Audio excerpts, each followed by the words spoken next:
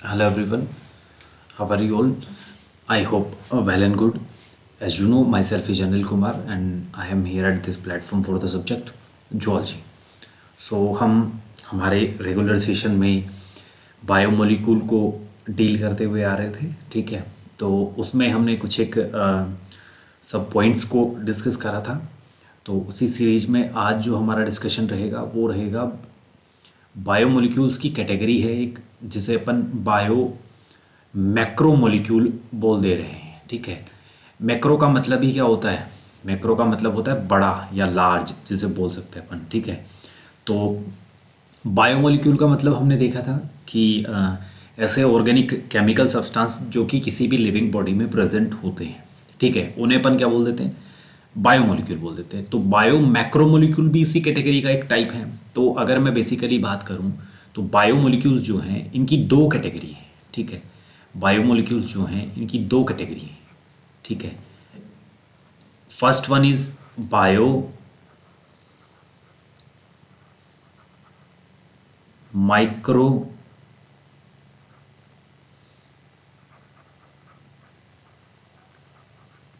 Molecules, या फिर इनको बोल सकते हैं डायरेक्टली अपन माइक्रो मॉलिक्यूल्स भी बोल सकते हैं, ठीक है।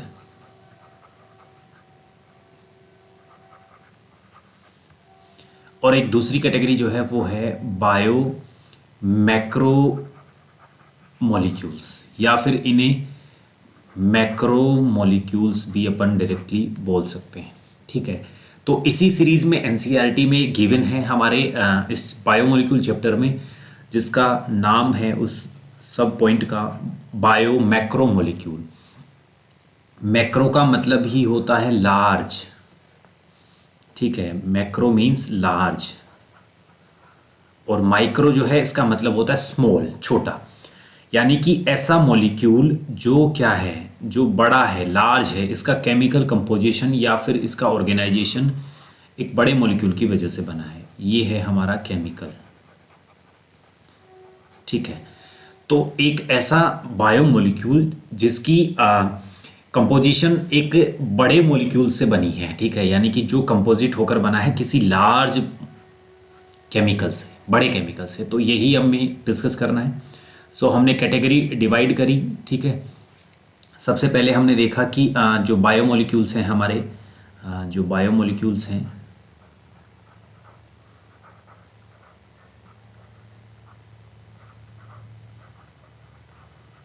ठीक है, ये हमारे बायोमोलिक्यूल्स हैं, इनकी दो कैटेगरी हमने डिवाइड करी, ठीक है भाई।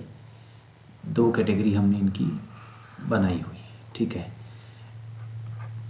पहली कैटेगरी मैंने बात करी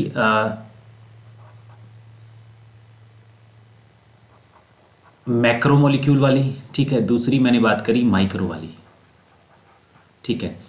अब इनमें डिफरेंस क्या है? इनमें डिफरेंस होता है basically on the basis of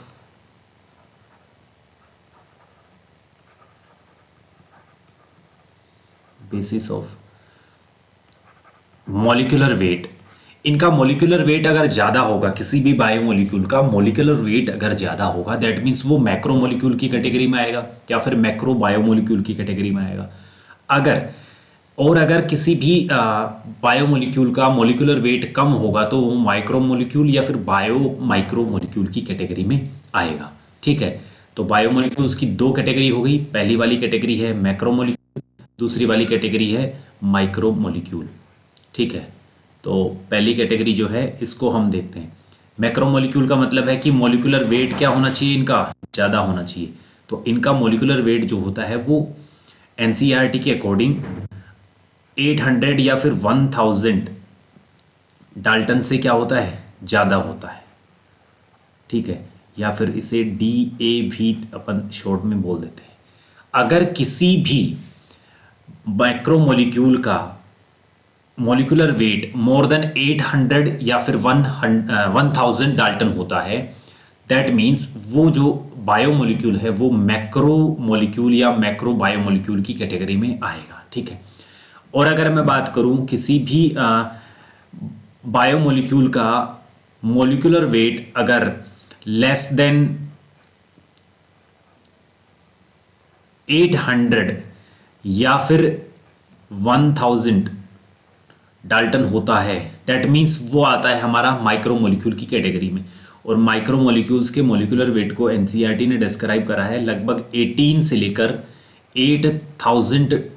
800 Dalton तक इसका मोलिकुलर वेट होता है। ठीक है, 18 मतलब 18 से लेकर 800 डाल्टन तक ये मोलिकुलर वेट माइक्रोमोलिक्यूल्स का होता है। मैक्रोमोलिक्यूल्स का मोर देन 800 और 1000 होता है। ठीक है, 800 से 1000 या फिर 800 होगा, इससे ज्यादा हो सकता है, या फिर 1000 से ज्यादा हो सकता है। ठीक है, इससे ज्यादा होगा दैट मीन्स वो क्या होगा, मैक्रोमोलिक्यूल की कैटेगरी में आएगा।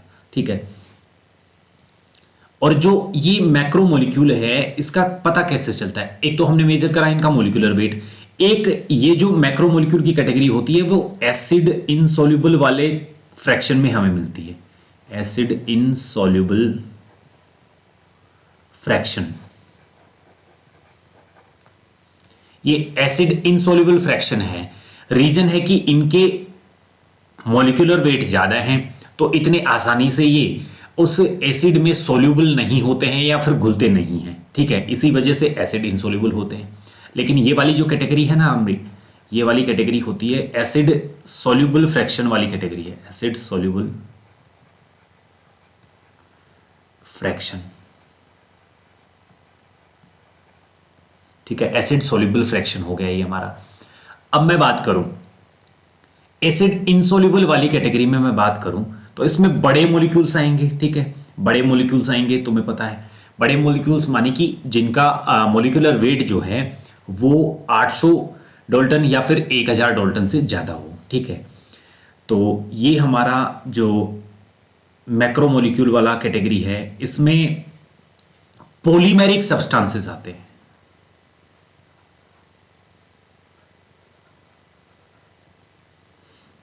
पॉलीमेरिक सब्सटेंस इंक्लूड होते हैं इसमें, जबकि ये वाला जो फ्रैक्शन है ना, ये वाला फ्रैक्शन इसमें मोनोमेरिक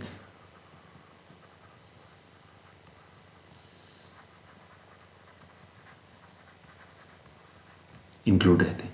पॉलीमेरिक का मतलब क्या है, बहुत सारे मोनोमर एक साथ मिलकर क्या बनाते हैं, पॉलीमर बनाते हैं। तो अगर मैं बात करूं पॉलीमर क्या होता है, पॉलीमर की बात मैं समझा देता हूं एक बार, पॉलीमर क्या होता है। अगर मैं बात करूं पॉलीमर की,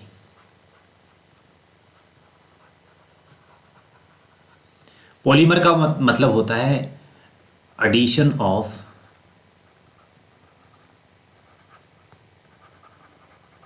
मैनी मोनोमर्स टुगेदर। ठीक है, मतलब ये है पॉलीमर का मतलब एक मोनोमर हो गया, दूसरा मोनोमर हो गया, तीसरा मोनोमर हो गया, चौथा मोनोमर, ऐसे कि first second third and fourth monomer मिलकर हमारी एक यूनिट बनाते हैं जिसे अपन क्या बोल देते हैं, पॉलीमर बोल देते हैं। ठीक है, ये हो गया पॉलीमर। तो यहां पर जो हमारी बायो मैक्रोमोलिक्यूल वाली कैटेगरी है वो पॉलीमेरिक फॉर्म होती है, जबकि हमारी जो बायो माइक्रोमोलिक्यूल्स वाली कैटेगरी है वो मोनोमेरिक फॉर्म होती है। मोनोमेरिक का मतलब है एक सिंगल मोनोमर होगा, ये केवल मोनोमर। ठीक है, ये मोनोमर माइक्रो वाली कैटेगरी में आएगा और ये वाला जो पॉलीमर है ये हमारा आएगा मैक्रो वाली कैटेगरी में। ठीक है, ये हो गए हमारे मैक्रोमोलिक्यूल और माइक्रोमोलिक्यूल का बेसिक डिफरेंस। ठीक है, अब आगे हम चलते हैं जो कि हमारी एनसीईआरटी में गिवन है उसे अपन देख लेते हैं एक बार के लिए। एनसीईआरटी में गिवन है बायो मैक्रोमोलिक्यूल, यहां पर लिखा है बायो मैक्रोमोलिक्यूल, यानी कि ऐसे मॉलिक्यूल्स जो कि लिविंग्स बॉडी में प्रेजेंट होते हैं लेकिन उनका जो मॉलिक्यूलर वेट होता है, मॉलिक्यूलर वेट क्या होगा इनका, मोर देन क्या होगा 800 और 1000 डाल्टन। ठीक है, ये हो गया इनका मॉलिक्यूलर वेट। इस बेसिस पर इसी बेसिस पर हम इन्हें माइक्रोमोलिक्यूल या मैक्रोमोलिक्यूल की कैटेगरी में डिफाइन करते हैं अलग अलग। ठीक है, there is one feature common to all these compounds found in the acid soluble pool. They have molecular weights ranging from 18 to around 800 Dalton. ठीक है, अप्रोक्सीमेटली। अगर मैं बात करूं जो हमारे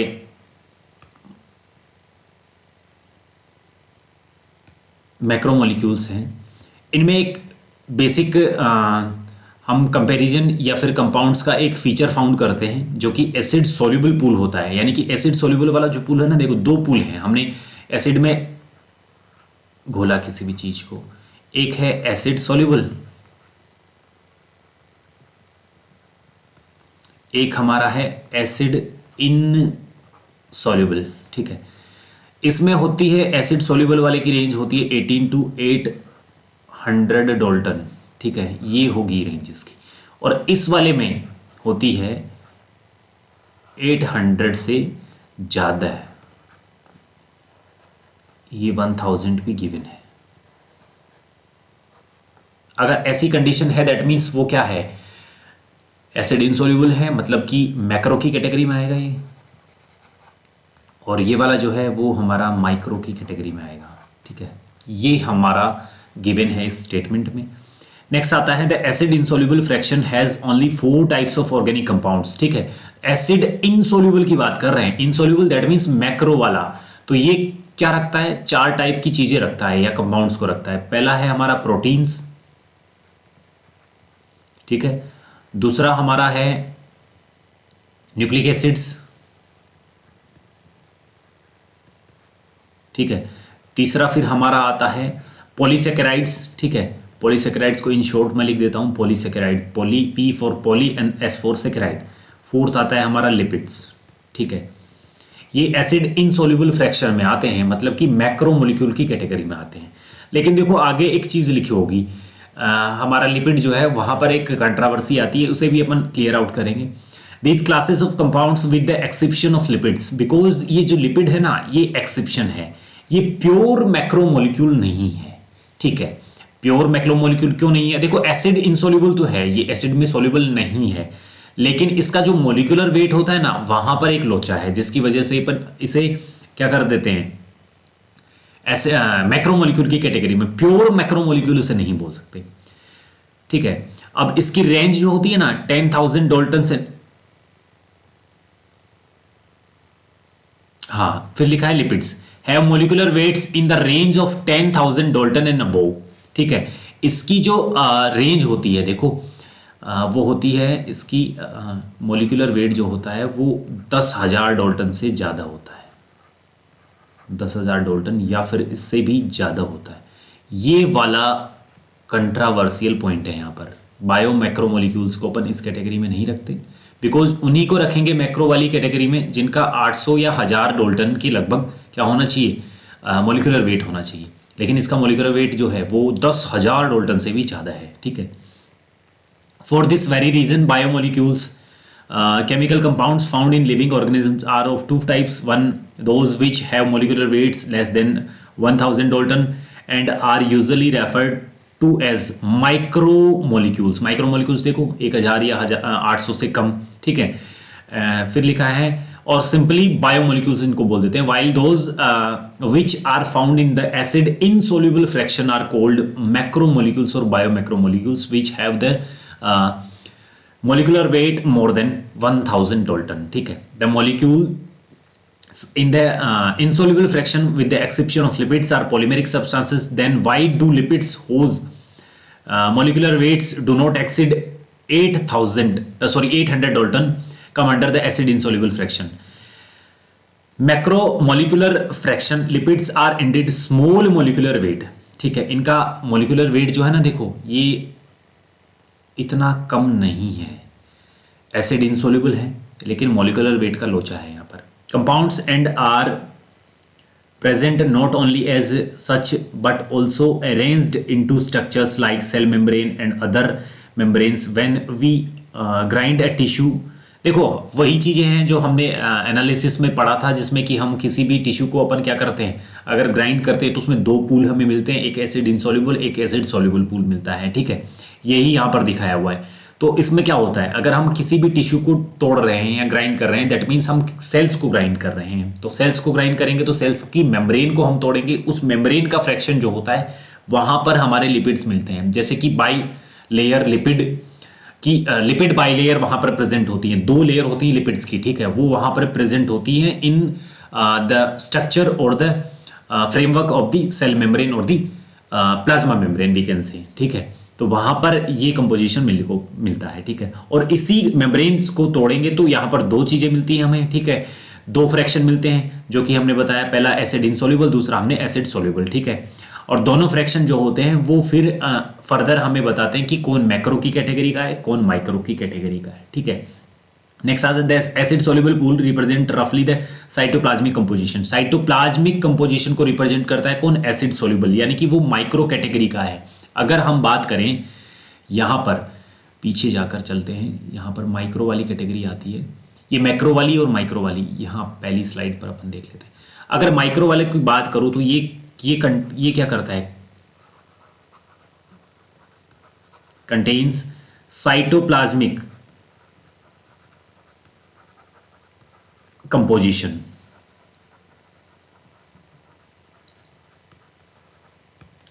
अब यहां अगर पॉलीमेरिक इनकी बात करूं मैं, मैक्रो वाली की, तो ये क्या करता है,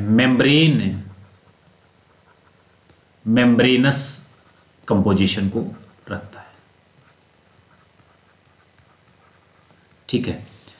मेम्ब्रेनस कंपोजिशन मतलब जैसे कि यहां पर लिपिड बाइलेयर आती है हमारी, लिपिड बाइलेयर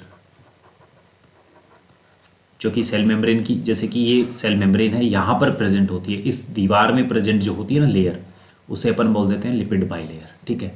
और यहां पर साइटोप्लाज्मिक, साइटोप्लाज्मिक का मतलब क्या है, ये वाला इनसाइड जो प्रेजेंट फ्लूइड वाला पार्ट है ना, इससे कंटेन करता है। तो ये किस कैटेगरी में हो गया, माइक्रो, और ये हो गया हमारा मैक्रो वाली कैटेगरी का, ठीक है। फिर एक टेबल गिवन है, इस टेबल में क्या लिखा है, टेबल 9.4 जो है ये अलग अलग कंपोजिशन को बताती है। अब ये कंपोजिशन किसे रिप्रेजेंट करता है पता हो तो, ये कंपोजिशन बताता है कि किसी भी टिश्यू या सेल या फिर लिविंग बॉडी जो है ना, लिविंग बॉडी, उस लिविंग बॉडी में क्या क्या कंपोनेंट्स किस परसेंट वैल्यू में प्रेजेंट होते हैं, ठीक है। तो अगर वाटर की बात करूं तो ये मैक्सिमम अमाउंट है, ठीक है, ये 70 to 90% प्रेजेंट होता है। प्रोटीन्स की बात करूं तो मैं 10 से 15% होती हैं, कार्बोहाइड्रेट्स 3% होते हैं, लिपिड्स 2% होते हैं, न्यूक्लिक एसिड 5 से 7% होते हैं। आयन जो होते हैं, आयंस जैसे कि ये मिनिमम है, और आयंस की मैं बात करूं जैसे सोडियम आयंस हो गए, पोटेशियम आयन हो गए, ये सब कितने परसेंट होते हैं, केवल 1% होते हैं। सबसे मैक्सिमम फ्रैक्शन या फिर maximum amount of the component is the water and the minimum amount of the component is the ionic composition और कंपाउंड्स, ठीक है। तो आयनिक कंपोनेंट सबसे कम है, और मैं बात करूं अगर मैक्सिमम अमाउंट तो वो वाटर है, ठीक है। तो H2O जो है वो मैक्सिमम है, और आयंस जो है वो मिनिमम है। ये अपन याद रख सकते हैं किसी भी सेल्यूलर पूल या फिर टिश्यू या फिर लिविंग बॉडी के कंपोजिशन में कौन कौन से कंपोनेंट यहां पर प्रेजेंट होते हैं, ठीक है। ये 9.4 हमारी जो टेबल है इसमें गिवन है। फर्दर जो हमारे सेशन होंगे उनमें हम जो ऑनवर्ड डिटेल्स हैं एनसीईआरटी में गिवन उनको अपन डिस्कस करेंगे, ठीक है। तब तक के लिए धन्यवाद।